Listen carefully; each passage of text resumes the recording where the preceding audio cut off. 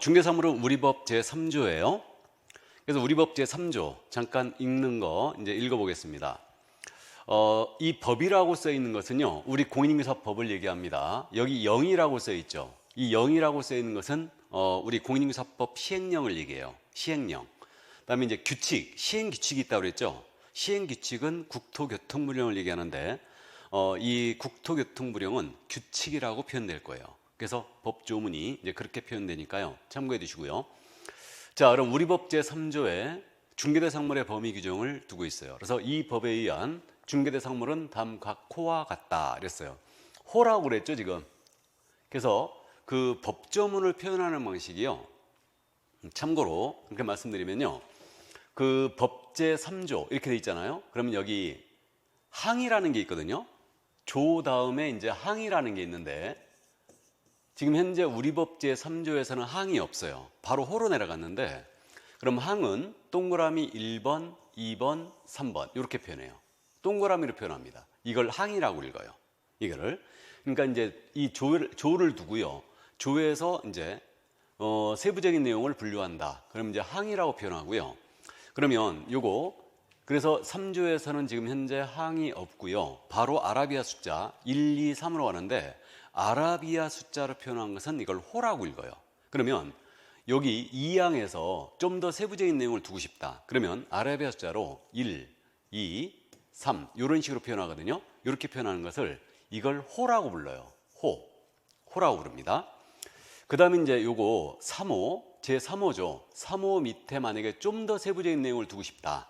그러면 이때는 이제 가, 나, 다 이렇게 이제 표현해요. 그래서 이렇게 표현하는데 이렇게 가나다로 표현하는 것은 목이라고 읽어요. 목. 우리가 법을 공부하니까 법조문을 읽는 방법 정도는 알고 있어야 되겠죠. 그래서 이제 예를 들어서 여기 다목을 읽는다. 그럼 이렇게 표현합니다. 제 몇 조, 다음에 2항 밑에 있죠. 제 2항, 다음에 제 3호 밑에 있죠. 제 3호. 법제 몇 조, 제 2항, 제 3호, 다목 이렇게 읽어요. 목은 제자를 안 붙입니다. 그래서 여기 조항호는 제자를 다 붙여요. 제 몇 조, 제 몇 항, 제 몇 호 이렇게 이제 불러요. 그래서 이게 우리는 항이었기 때문에 지금 바로 호로 표현된 겁니다. 그래서 1호라고 읽어요. 이거는 1호 토지, 2호 건축물, 그 밖에 토지정착물, 3호 그 밖에 대통령령이 정하는 재산권 및 물건 그랬어요. 그리고 대통령령이 바로 영으로 표현된 거라고 그랬죠. 그래서 이게 영, 제2조의 중개사물의 범위 해갖고 법제 제3호, 제3조, 제3호의 규정에 따른 중개대상물은 다음 각 호와 같다. 이렇게 표현한 거예요.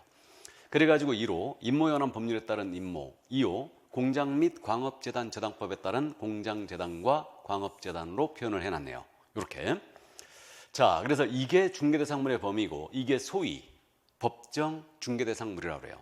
그럼 이제 앞으로는 법정자를 빼고 중개대상물 이렇게 부르겠습니다. 그러면 이 중개대상물 이 규정을 둔 취지, 그 취지는 뭐냐면요. 이 5가지 물건이 있지 않습니까? 이것은 중개대상물이라는 것은 개업공사, 그러니까 개설 등록을 한 자만이 영업으로 보수를 받고 계속 반복적으로 영업으로 소개할 수 있는 물건의 범위를 정해놓은 거예요. 이거는 그럼 거꾸로 해서 가면 그거죠. 등록을 하지 아니한 자는 이 5가지 물건을 중개를 하면 처벌하겠다 이 얘기예요. 이게 그래서 등록을 하지 아니한 자가 이 5가지 물건을 영업으로 중개했잖아요. 그럼 이때는 무등록 중개업이 돼요. 그래갖고 우리 법상 최고의 처벌이 나가죠. 그럼 결국은 이 3조의 규정은 등록된 중개업과 무등록 중개업의 경계선을 이루는 규정으로 알 수 있죠. 그래서 이 5가지 물건은 개업공인중개사, 즉 등록한 자만이 영업으로 소개할 수 있는 물건의 범위를 얘기합니다. 그 정도 이해를 일단 해두시고요. 이게 자, 그러면 이제 우리는 각각의 개념을 이해해 봐야 되거든요. 토지가 뭐고 건물이 뭐고 정착물이 뭐고 그리고 또 임목이 뭐고 공장재단, 광업재단이 무엇인지를 알아봐야 됩니다. 자, 그럼 먼저 토지예요. 그럼 토지는 자연적인 연속성이 있죠. 끊임없이 이어져요. 그래서 결국은 이 토지는 끊임없이 이어지기 때문에 인위적으로 이렇게 선을 나눴죠. 구분해가지고 나눠왔어요. 그래가지고 이렇게 이제 나눠왔는데 요거에 이렇게, 이게 이제 공시법 시간에 공부하거든요. 이렇게 인위적으로 선을 나눠놨는데, 그래서 이 선을 경계라고 불러요. 경계라 부르고, 이 경계로 둘러싸인 부분이 있죠. 이걸 필 또는 필지라고 불러요.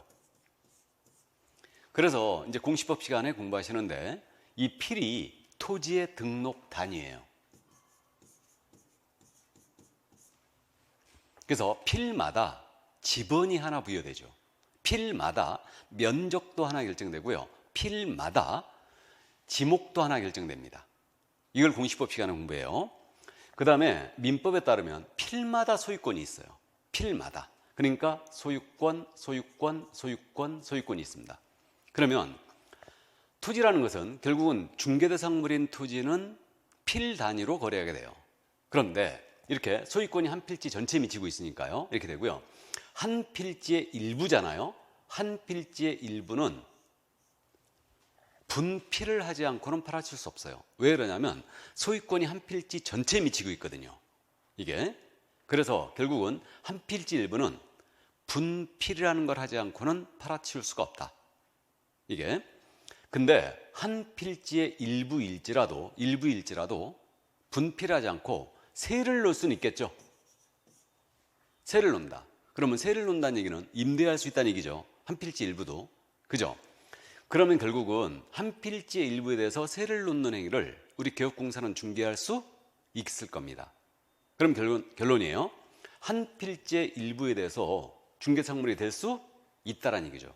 그러니까 결론이 한 필지의 일부도 중개대상물이 됩니다. 이해되시죠? 근데 한 필지의 일부는 분필이라는 걸 하지 않고는 절대 팔아칠 수가 없게 돼요. 이게. 그래서 이게 결론입니다. 자, 그럼 이제 그 정도만 이해해 두시고요. 나머지 내용은 뭐 참고하시기 바랍니다. 이제 차츰차츰 우리가 이해를 하게 될 거예요. 그러니까 토지 한 필지의 일부 중개상물이 될 수 있다. 이 정도만 이해하시고요.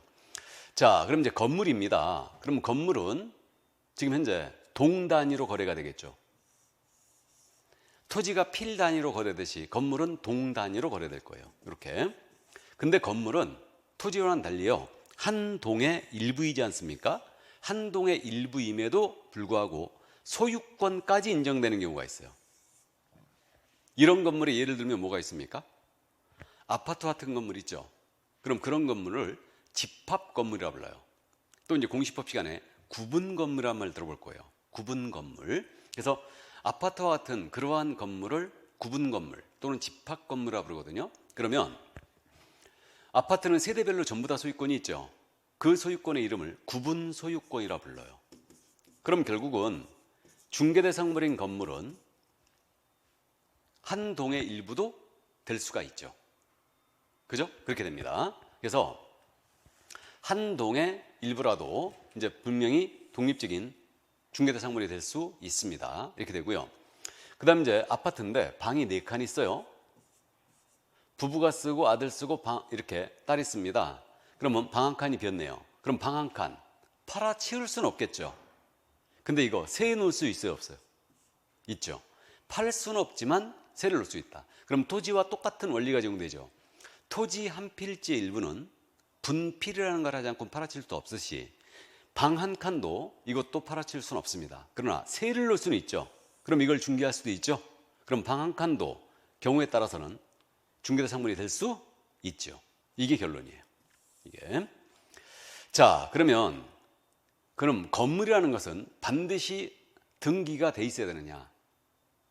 이게. 그 다음에 건축허가를 받은 건물이어야 되느냐? 그럼 3조 규정을 우리가 읽어봤지만 3조 규정 건물의 규정을 봤을 때 반드시 건물은 등기가 된 것이어야 되고 건축허가를 받은 것이어야 된다. 그래야지만 중개사물이 된다. 이런 조건이 없어요. 그러면 미등기 건물이라든가 무허가 건물입니다. 이것도 중개대상물이 될 수 있겠죠. 그래서 미등기 무허가 건물일지라도 건물인 이상은 중개사물이 될 수 있습니다. 이게. 자, 그럼 건물 그러는데 과연 건물이 언제 건물이 되는 거냐? 이 문제가 있어요. 특히 건축 중인 건물. 이게 언제 건물이 되느냐 문제가 있는데 우리 판례에 따르면 제가 지금 판례 얘기를 많이 하고 있는데 이 판례라는 것은 법에 대하여 법원이 최종적으로 해석한 거죠. 그래서 민법 시간에 엄청난 판례를 공부하시게 됩니다. 그 많은 분량의 이제 판례를 여러분들 공부하는데, 그래서 이 판례는 법에 대하여 법원에서 해석을 내린 게 판례예요. 그럼 우리 판례에 따르게 되면 건물이 되기 위해서는요, 토지의 일단 정착물의 대표적인 주자니까 정착물로서 지붕도 있고 기둥도 있고 벽이 있어야 된다, 이게 이렇게 보고 있어요. 그러니까 지붕도 있고요, 기둥도 있고 벽이 있어야지만 건물로 본다. 그리고 정착물이어야 된다. 그럼 정착물이란 말은 뭐냐면 토지에 딱 달라붙어서 쉽게 해체될 수 없는 거여야 된대요. 이게 정착물이에요. 이게. 그러면 이 조건을 충족하지 못한 것은 건물이 아니란 얘기죠. 그죠? 그래서 이제 세차장 구조물 같은 거 쉽게 해체될 수 있는 것은 되지 못합니다. 그래서 이제 대표적으로 뭐였냐면 세차장 구조물 사건이 있었는데, 이게. 그래서 이제 세차장 구조물에 대해서 잠깐 이제 소개를 하고 갑니다. 그러면 이 세차장 구조물은 여러분들이 셀프 세차장 있죠? 이걸 한 번쯤 상상해 보시면 돼요. 셀프 세차장. 우리가 셀프 세차장 한 번쯤 지금 다녀왔는데, 이게 벽이 대충 서 있고요. 그 다음에 이제 지붕을 대충 천막이나 유리로 덮었죠. 그리고 차가 들어가서 여기 세차를 합니다. 요것이요, 건축물 대장이 작성이 돼 있었거든요. 그래서 이 거래를 개업공사가 소개했던 거예요. 그리고 보수를 받았는데, 중개보수를 받았는데 건물에 대한 중개보수의 한도를 초과해 받은 거예요.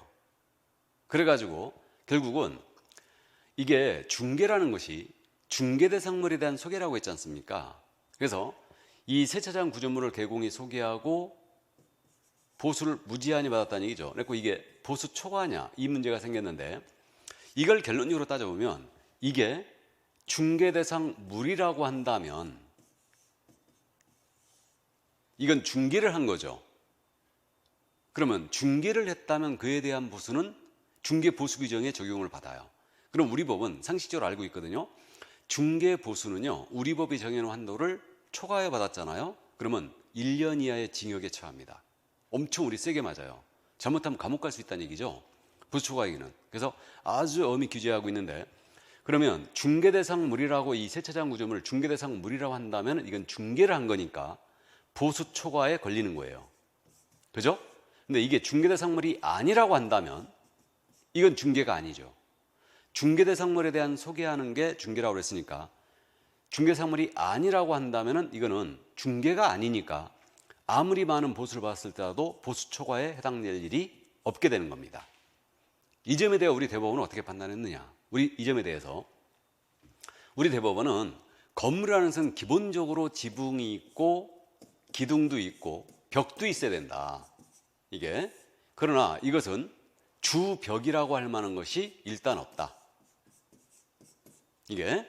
나아가서 볼트만 몇 개 풀르면 쉽게 해체되더라고요. 그러니까 쉽게 해체되기 때문에 정착물로도 볼 수 없다고 그랬어요.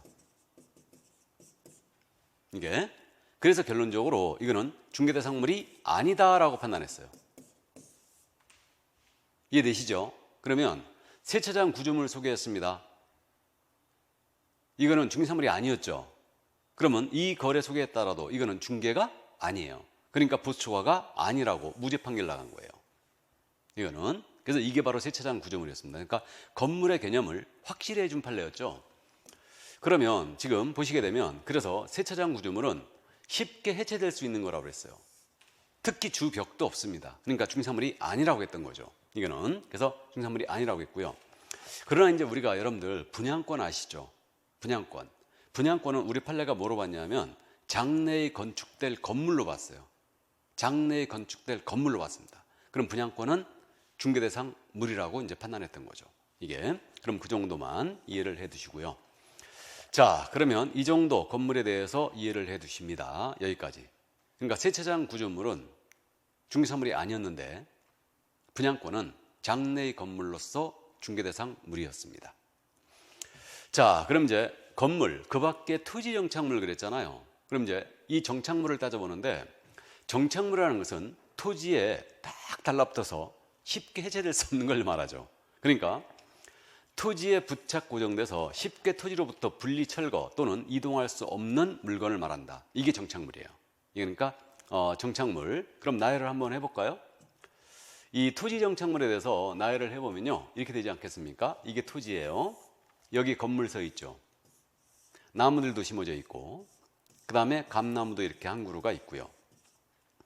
자, 그 다음에 이제 여기 무도 심어져 있어요. 아스팔트 포장도 있고요. 담장도 있고, 터널도 있고요. 그 다음에 교량, 다리도 있고, 이딴만 암석도 있어요. 이거 모두 정착물이에요. 그러면 건물 그 밖에 토지 정착물 그랬으니까 이들 중에서 토지와는 분리되어 독립부동산이 됨으로써 중개대상물이 될 수 있는 게 있느냐, 이걸 찾아보는 게 목적이에요. 이게 그러면 이 건물은 별개의 우리 부동산하고 하고 있죠. 토지와는 분리된. 그러니까 이건 중개대상물이 명백해요. 이게 명백합니다. 근데 이제 이쪽에 있는 것들, 요게 수목의 집단이에요. 그 다음에 이것이 감나무라고 그랬죠. 미분리 과실. 그리고 이게 무라고 그랬죠. 이게 농작물이에요. 다음에 이게 아스팔트 포장이고, 담장, 그 다음에 터널, 다리, 암석이 있죠. 그러면요, 이쪽에 있는 것들 있죠. 이쪽에 있는 것들은 토지의 구성물에 불과합니다.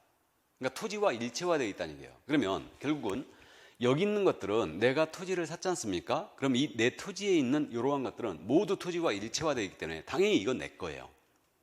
토지로부터 분리시키더라도 이러한 것들은 독립부동산이 되지 못합니다. 이거는. 자, 그런데 이제 여기서 이 세 가지, 끊었을 때 이 세 가지 있지 않습니까? 이 세 가지의 경우는 결국은 토지와는 분리된 독립중개사물이 될 수도 있어요. 이게. 그래서 여기 이제 이 중에서 이 수목의 집단에 대해서만 설명을 드립니다. 그러니까 수목의 집단, 미분리과실 농작물이 있는데, 이게 수목의 집단에 대해서 명인 방법이라는 걸 갖췄죠. 명인 방법을 갖추게 되면요, 이건 토지와는 분리된 독립 물건이 돼버려요.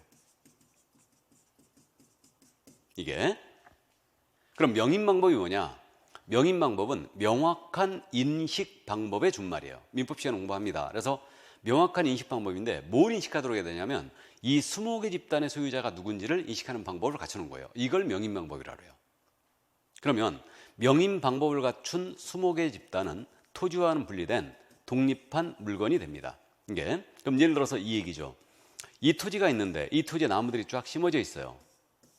그럼 이 상태에서 내가 이 토지를 샀지 않습니까? 그럼 이 나무들은 당연히 내 거예요. 현재는 토지의 구성물에 불과하니까. 그죠? 그런데 내가 이걸 사가지고 여기다가 새끼줄 쫙 둘러쳐갖고 이거 한민우 거다 하고 명인 방법을 갖춘 거예요. 이게. 그럼 어떻게 되느냐? 토지와는 분리된 독립 물건이 돼버려요. 이게. 그럼 독립 물건이 됐다는 얘기는 이 토지를 팔더라도 명인 방법을 갖추는 이거 수목의 집단은 당연히 따라가는 게 아니에요. 건물과 똑같이요. 독립 물건이 됐어요. 그래갖고 이 토지를 팔더라도 명인 방법을 갖추는 수목의 집단은 당연히 따라가는 게 아닙니다. 이해되시죠? 그럼 별개의 부동산이 됐어요. 그럼 이게 독립 물건이 됐다고 지금 제가 했지 않습니까? 그럼 여러분들이 민법 시간에 이거 공부하는데 물건은 종류가 두 가지가 있어요.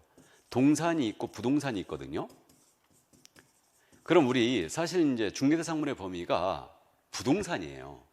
동산은 중개사물이 안 됩니다. 이게. 그럼 동산이 뭔지, 부동산이 뭔지는 대충 감이 오는데, 그러면 이게 만약에 동산이라고 한다면은 중개대상물이 아니라고 해야 될 것이고, 그 다음에 부동산이라고 한다면 이거는 중개대상물로 보는 게 맞을 것 같아요. 이게 논리적이죠. 그죠? 이렇게 돼요. 그럼 다수의 견해는 어떻게 돼 있느냐? 우리 중개사법 쪽에서는요, 명인 방법을 갖춘 수목이 있다는 중개대상물이라는 것에 대하여 반대의 견해가 전혀 없어요. 일치된 견해를 보이고 있습니다. 그렇기 때문에 결론, 명인 방법을 갖춘 수목이 있다는 중개대상물이 될 수 있다. 이게 결론이에요. 그러나 담장이나 암석입니다. 그럼 이쪽에 있는 것들은 토지로부터 분리시키더라도 중개사물이 될 수 없다는 얘기죠. 이렇게 돼요. 그래서 담장이나 암석은 중개사물이 되지 않습니다. 이 정도. 자, 그래서 이제 정착물에 대해서 자, 볼까요, 그럼? 여기 이제 써 있는 내용이에요. 그러니까 건물, 정착물은 건물도 있고 수목도 있고 교량도 있고 담장 등이 있어요. 근데 건물을 제외하고는 수목, 교량, 담장 등은 토지와 함께 하게 되므로 독립중개사물이 되지 못합니다. 그런데 그 중에 명인 방법을 갖춘 수목의 집단이 있죠. 이거는 토지와는 분리된 독립 물건이 됨으로써 부동산으로 본다고 그랬죠. 그러니까 이건 독립중개사물이 되는 겁니다. 그래서 중개사물이 된다라고 돼 있는 거죠. 여기까지 이제 정착물을 이해를 해두시면 되겠네요. 자, 그러면 이제 임목에 관한 법률에 따른 임목이 있었죠. 그래서 임목이 있는데, 자, 요 임목은 뭐냐 하면 한자로 쓰게 되면요, 임목은 이렇게 씁니다. 이거 일본식 표현인데 설립자의 남목자를 써요. 이렇게 됩니다. 그럼 임목이 뭐냐 하면 이겁니다. 임목이라는 것은, 자, 이게 토지가 있어요. 토지가 있는데 여기에 나무들이 쫙 심어져 있거든요.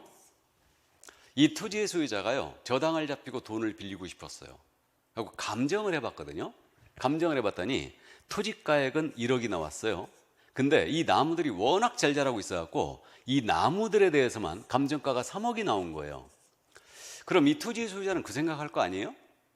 나무에 대고 저당 잡히고 돈 빌리면 좋겠네? 라고 생각할 겁니다. 근데 우리 민법상 저당권이라는 것은요, 부동산의 성립함을 원칙으로 합니다. 그러면 이 나무에만 대고 독립 이렇게 저당을 잡지 못했던 거죠. 그래서 나무에 대고 저당을 잡고자 법을 만들었어요. 그 법이 뭐냐면 임목에 관한 법률이에요. 그래서 나무에 대고 저당 잡고자 임목에 관한 법률을 탄생을 시켜 겁니다. 그럼 임목에 관한 법률을 줄여서 임목법이라 부르거든요. 그러면 이 임목법이 그래서 탄생한 거예요. 나무에 대고 저당 잡고자. 그럼 어떻게 잡으면 되냐면요, 이 토지의 소유자가 이 나무에 대해서 임목 등록 원부를 먼저 작성해야 돼요. 그러니까 임목 등록 원부는요, 시장이나 군수한테 가서 건축물 대당을 만들듯이 만듭니다. 그래서 임목 등록 원부에는 이 나무의 수종, 수량, 수령 이런 게 전부 다 등록이 돼요. 이게 한 필지 일부에서 상관이 없고요, 전체에서 상관이 없어요. 그러니까 임목 등록물은 자유롭게 만들 수 있습니다. 다만 한 그루는 절대 안 돼요. 20개 집단이어야 됩니다. 그러면 임목 등록물가 작성이 됐잖아요. 그럼 이걸 첨부하여 등기소에 가서 임목에 대한 소유권 보존 등기라는 걸 하게 돼요. 그럼 공시법 시간에 여러분들이 등기법을 공부하면서 보존 등기, 이전 등기를 공부하거든요. 그럼 보존 등기가 뭐냐 하면, 보존 등기라는 것은 최초의 등기를 얘기해요. 그럼 임목에 대하여 최초의 등기를 했다. 그럼 어떻게 되느냐? 토지의 구성물에 불과하던 이 20개 집단이 토지와는 분리된 독립부동산이 돼버려요. 그래서 임목법에요, 임목은 부동산으로 보며 이랬어요. 이걸 우리 부동산학 개론학자들은 준부동산이라 이렇게 불러요. 부동산과 유사하게 취급한다 해서 준부동산 이렇게 부릅니다. 또는 이것을 의제부동산이라고도 불러요. 이게 그래서 결국은 임목은 토지와는 별개의 소유권이 인정이 되고 이제 등기도 돼 있죠. 그러니까 이제 저당을 잡을 수 있게 됩니다. 이게 바로 임목이에요. 그럼 결론적으로 임목이라는 것은 나무 20개 집단에 대고 등기를 해놓은 거죠. 그래서 결국은 임목은 한마디로 표현하면 이렇게 됩니다. 임목은 등기한 20개 집단을 얘기해요. 이게 임목이에요. 그래서 임목은 토지에 부착된 20개 집단으로서 그 소유자가 임목법에 의하여 소유권 보존 등기한 것을 말해요. 그러니까 결국은 임목은 한마디로 등기한 20개 집단. 나무에 대고 등기해놨다는 얘기 처음 들어보신 분들이 있죠. 그래서 이게 바로 임목입니다. 그래서 이 임목은 결국은 부동산이죠. 이걸 부동산학 개론학자들은 준부동산으로 보고 있고요. 임목의 소유자는 토지와 분리하여 임목을 그럼 별개의 부동산이니까 처분할 수 있어요. 그다음에 저당도 잡을 수 있게 됐죠. 그죠? 그럼 이제 토지를 처분하더라도 지상의 임목에는 영향이 없어요. 그렇게 됩니다. 이게 바로 임목이다. 그러면 명인 방법을 갖춘 20개 집단과 임목은 어떤 차이가 있느냐? 둘 다 중개사물이 되는 건 똑같아요. 근데 임목은 저당 잡을 수 있죠. 근데 명인 방법을 갖추는 20개 집단 있죠? 이거는 저당을 잡지 못합니다. 이해되시죠? 이 정도. 자, 그래서 임목은 등기한 20개 집단을 말한다. 이 정도가 이해하시고. 자, 그 다음에 이제 공장 및 광업재단 저당법에 따른 공장재단과 광업재단이 있는데, 자, 이거는 같은 법에 있고요. 또 내용도 아주 비슷합니다. 그러니까 설명을 같이 가는데, 그럼 공장재단이라는 건 뭐냐? 공장에 속하는 기업용 재산들, 그러니까 공장에 속하는 일단의 재산이죠. 기업용 재산을 하나로 묶어서 등기를 해놓은 거예요. 이게 바로 재단입니다. 그러니까 재단은 공장을 운영하기 위한 제설비를 하나로 묶어서 등기해 놓은 거, 이것이 공장재단이고, 광업재단은 광물을 체결하기 위한 제설비들, 이걸 하나로 묶어 등기해 놓은 거예요. 이것이 바로 광업재단입니다. 그러니까 이거예요. 예를 들어서 이게 공장 부지거든요.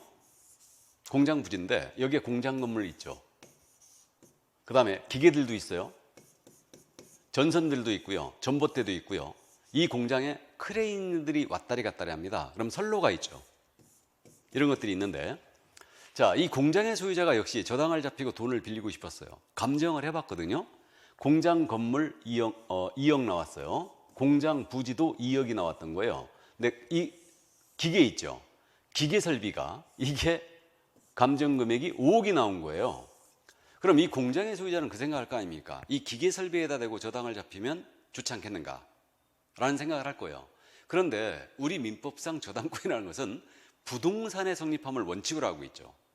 그리고 등기도 돼 있어야 돼요. 그래야 저당을 잡을 수 있게 됩니다. 그런데 기계는 지금 동산이다 부동산이다? 동산이죠. 토지 정착물로 볼 수 없어요. 그러니까 이건 동산이에요. 그러면 기계에 대고 저당을 잡지 못했던 거죠. 그래서 이러한 기계 설비 등에 대고 저당을 잡아라, 그 길을 터줬는데, 이게 바로 공장 및 광업재단 저당법이에요. 어떻게 저당 잡을 길을 터준 거냐면, 자, 먼저 재단 목록을 작성해요. 공장재단 목록, 광업재단 목록, 이걸 작성합니다. 그래서 이 재단 목록, 1번 건물, 2번 토지, 3번 기계, 4번 전선, 이런 식으로 이렇게 재단 목록을 작성한 다음에 이것을 첨부하여 등기소에 가서 재단에 관한 소유권 보존 등기를 합니다. 최초 등기라고 그랬죠.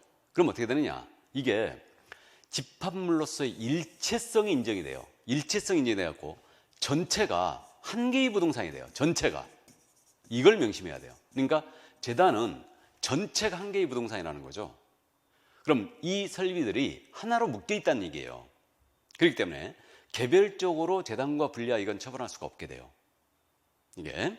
그래서 전체가 한 개의 부동산이 됐고, 이제 전체로서 소유권이 하나가 인정되고, 이제 등기도 돼 있죠?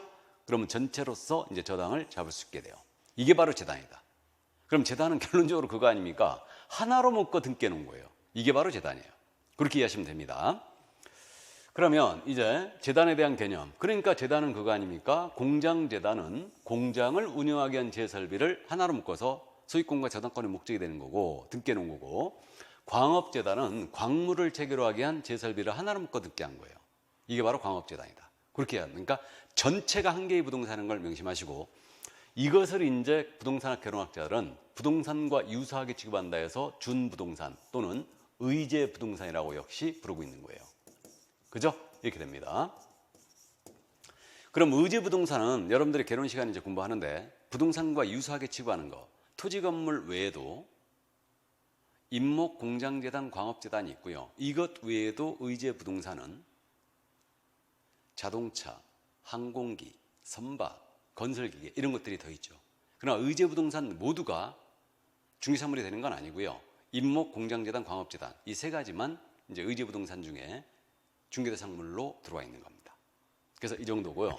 나머지 이제 재단 저당법의 내용이거든요. 이거는 이제 우리가 차츰차츰 이제 공부하게 됩니다. 그러니까 전체가 한 개로 묶어서 이제 요 등기해 놓은 거다. 그렇게만 이해해 두시고요. 그리고 이제 10개월 낸 저당 잡아줘야 되는데, 이런 내용들은 이제 천천히 우리가 하시면 됩니다.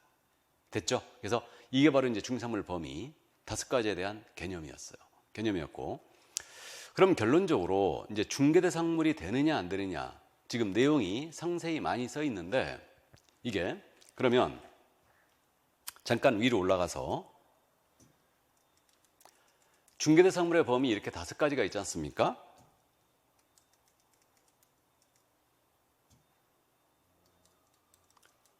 다섯 가지가 있었는데, 토지, 건물, 임목, 공장재단, 광업재단, 이게 소위 법정 중개대상물이라고 했어요. 그러면 이걸 분류를 잠깐 해보면요, 이 토지 건물 있지 않습니까?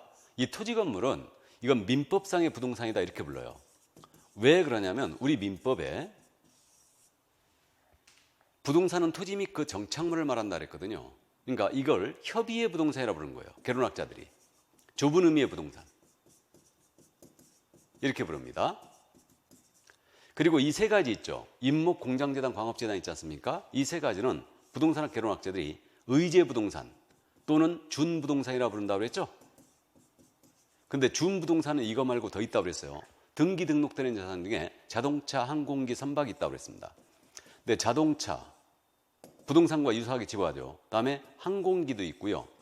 다음에 선박도 있고 건설기계, 포크레인 같은 게 있죠. 이것도 의제 부동산인데 이러한 것들은 모두 중개대상물이 이건 아니죠. 그죠? 이렇게 됩니다. 이 세 가지만 딱 들어가 있어요. 그러면 협의의 부동산, 준부동산 합치면 이게 광의의 부동산이고 결국 중개대상물의 범위라는 것은 부동산임을 이해할 수 있어요. 그러니까 동산은 절대 중개사물이 안 되는 겁니다. 그죠? 이렇게 되고요. 그러면 이 5가지에 들어가 있지 아니한 물건이에요. 5가지에 들어가 있지 아니한 세탁기, 냉장고, TV 뭐 이런 것들은 기계 이런 것들은 모두 중개상물이 아니라는 걸 알 수 있습니다. 그죠? 이렇게 돼요. 그래서 결국은 이 5가지에 들어가 있지 않은 것은 중개사물이 아니고 이 5가지를 소개했을 때 비로소 이제 중개가 되는 거고요. 그럼 자동차 거래 소개는 중개가 아니라고 그랬죠. 그다음에 소개하는 행위가 아닌 거, 분양대행이나 컨설팅도 이거는 중개가 아니라고 그랬어요. 그러면 중개에 대해서는 결국은 중개 보수 규정이 적용이 있고 중개가 아니라면 보수 규정이 적용이 없어요. 그럼 분양대행이나 컨설팅은 중개가 아니니까 이에 대한 보수는 우리 보수 규정에 적용이 없어요. 그러니까 알아서 받으라는 얘기죠. 아무리 많은 금액을 받았더라도 컨설팅이나 분양대행에 대한 대가는 이거는 보수 초과에 걸릴 일이 없다는 얘기입니다. 그 얘기예요. 자, 그러면 이제 이 정도 이해하는데 그러면 생각을 해볼까요? 5가지가 바로 중개사물이었는데 청와대 있지 않습니까? 건물 맞죠? 건물인데 청와대를 중개할 수 있을까요? 중개할 수 없어요. 그러니까 결국은 이 5가지일지라도 일정한 요건이 필요하다는 얘기죠. 그죠? 예. 그래서 이제 중개대상물이 되기 위한 요건이 나오는 거예요. 그래서 지금 우리가 잠시 보고 올라온 이 5가지일지라도 중개 대상이 되기 위해서는 일정한 요건을 필요합니다. 그래서 오늘은 지금 현재 우리가 시작 단계니까 중개대상물에 해당하기 위해서는 일정 요건이 어떻게 되냐면 토지 건물일자 하더라도 사적인 소유 또는 거래가 가능해야 된다. 그래서 이게 중개대상물이 되기 위한 요건이에요. 이게. 그래서 사적인 거래가 가능해야지만 중개대상물이 될 수 있습니다. 이렇게 돼요. 그러면 결국은 사적인 거래가 가능해야 된다. 이렇게 이제 이해를 해 두시는데 그러니까 청와대는 중개사물이 될 수 없는 거예요. 사적 거래가 불가하니까. 이해되시죠? 이게. 그러니까 결국은 사적 거래가 불가한 물건이 뭐냐? 한마디로 얘기하면 국가가 소유한 재산. 문화재, 바닷가는요 자연국물로서 국유로 합니다. 다음에 주인 없는 땅, 무주부동산은 민법에서 국유로 한다 돼 있어요. 그러니까 이런 것들은 안 되는 거예요. 다음에 공유재산. 공유재산은 뭐냐면 지방자치단체, 즉 시나 도 또는 시군구가 보유한 재산이라든가 또는 뭐 공공기업들이 보유한 재산들 이런 것들이 이제 공유재산, 뭐 국유재산 이렇게 부르는데 어쨌든 공유재산 이것도 안 되는 거죠. 시청, 청사라든가 이런 것들이죠. 그래서 이런 것들은 중개사물이 안 돼요. 그러니까 사적 거래가 불가한 물건들은 안 됩니다. 그러나 사적 거래가 가능하다면 토지 거래 허가 구역 내에 있다든가 또는 접도 구역이라고 있죠. 그래서 도로법상 접도 구역이 있는데 접도 구역 내 토지라든가 가압류가 설록돼 있는 아파트 이런 것들도 중개사물이 될 수 있어요. 그래서 이제 이 정도 일단 이해해 두시고요. 중개의 대상 행위가 되느냐, 중개 대상 권리가 되느냐 이 문제가 있는데 이런 것들은 이제 조금 여러분들이 이제 공부에 탄력을 받았을 때 그때 이제 알아보면 됩니다. 그럼 중개사물은 5가지가 토지, 건물, 입광공이 있다는 걸 이해를 해 두시고 이 5가지일지라도 사적인 거래가 가능해야지만 중개사물이 될 수 있고 사적 거래가 불가한 물건들은 중개사물이 될 수 없다는 거죠. 그래서 이 정도만 일단 이해를 해 두시기 바랍니다. 자, 여기까지. 자, 그래서 중개사물에 대한 내용을 모두 살펴봤습니다. 그래서 중개사물은 일단 여기까지 보기로 하고요. 이제 제2장에 공인인사 제도가 나오고 있는데 이 공인인사 제도는 이제 후일 더 살펴보도록 하겠습니다. 자, 그럼 오늘은 여기까지 일단 하고요. 다음 시간에 저는 건강한 모습으로 뵙도록 하겠습니다. 수고하셨습니다.